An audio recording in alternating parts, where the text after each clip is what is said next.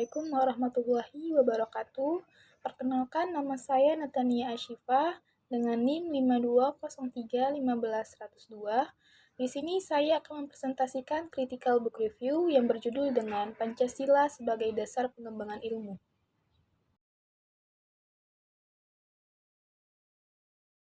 Ada bibliografi, buku utama, judul buku Pendidikan Pancasila, penulis Dr. Handes Hakim MSI dan kawan-kawan, tahun terbit 2020, penerbit Unimed Press, urutan cetakan pertama, tebal buku kurang lebih 200 halaman.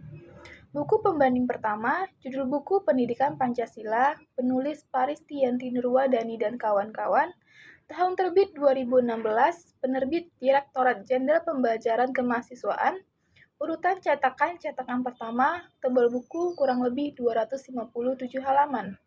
Buku pembanding kedua, judul buku Pendidikan Pancasila di Perguruan Tinggi, penulis Ali Amran, tahun terbit 2016, penerbit Raja Wali Press, urutan cetakan pertama, tebal buku kurang lebih 358 halaman.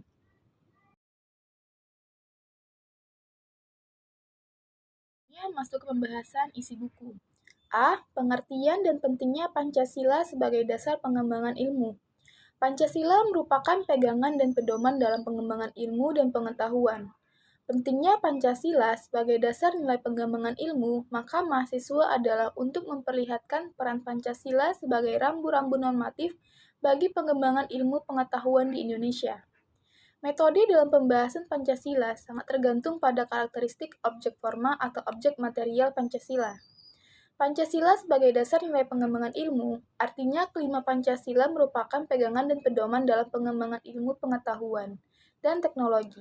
Pancasila sebagai pengembangan ilmu artinya kelima sila Pancasila. Yang B. Pancasila sebagai dasar nilai pengembangan ilmu. Apakah Pancasila dasar negara telah memenuhi syarat sebagai kajian? Berikut pendapat Insinyur Pujiwedjatno terkait syarat-syarat ilmiah. Yang pertama, berobjek. Pembahasan Pancasila secara ilmiah memiliki objek yang dibedakan menjadi dua, yaitu objek forma dan objek material. Objek forma Pancasila adalah suatu sudut pandang tertentu dalam pembahasan Pancasila.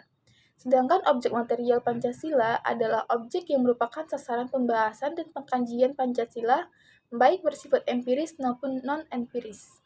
Yang kedua, bermetode. Metode dalam pembahasan Pancasila tergantung pada karakteristik objek forma dan material. Metode yang digunakan yaitu analytico-sintetik atau perpaduan metode analisis dan sintetis, hermeneutika, koherensi historis, pemahaman serta penafsiran dan interpretasi. Yang ketiga, bersistem.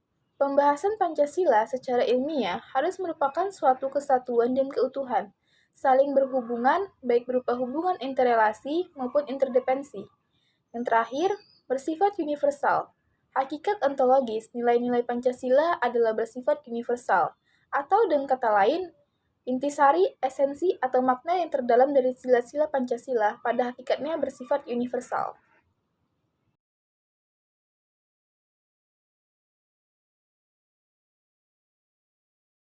Analisis buku. Kelebihan buku. Yang pertama, buku yang berjudul Pendidikan Pancasila yang ditulis oleh Dr. Handes Hakim MSI dan kawan-kawan, isinya relevan digunakan di perguruan tinggi sebagai pemenuhan kebutuhan bahan ajar pendidikan Pancasila maupun referensi tambahan bagi para mahasiswa. Yang kedua, isi buku ini sesuai dengan target audiens yang ditunjukkan yaitu dosen dan mahasiswa. Karena mengingat perlunya keberadaan buku mata kuliah pendidikan Pancasila sebagai referensi belajar bagi mahasiswa dan sumber bacaan yang memperluas wawasan seluruh siswa. Yang ketiga, pembahasan pada ketiga buku ini disajikan dengan cukup jelas dan menyeluruh oleh masing-masing penulis. Yang keempat, gagasan yang diajukan oleh penulis cukup logis dan teratur, sehingga ketiga isi buku mudah dipahami. Kekurangan buku, yang pertama, pada buku pembanding kedua, buku ini tidak mencantumkan ilustrasi untuk menarik perhatian dan meningkatkan minat pembaca, sehingga buku tersebut menjadi monoton dalam menyampaikan materi.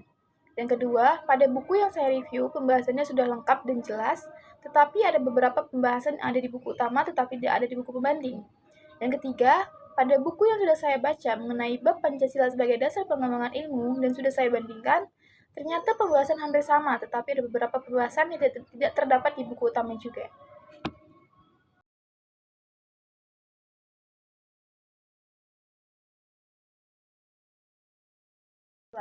Pancasila sebagai dasar nilai pengembangan ilmu, artinya kelima Pancasila merupakan pegangan dan pedoman dalam pengembangan ilmu pengetahuan dan teknologi. Pentingnya Pancasila sebagai dasar pengembangan ilmu bagi mahasiswa adalah untuk memperlihatkan peran Pancasila sebagai rambu-rambu normatif bagi pengembangan ilmu pengetahuan di Indonesia. Selain itu, pengembangan ilmu dan teknologi di Indonesia harus berakar pada budaya bangsa itu sendiri dan melibatkan partisipasinya masyarakat luas.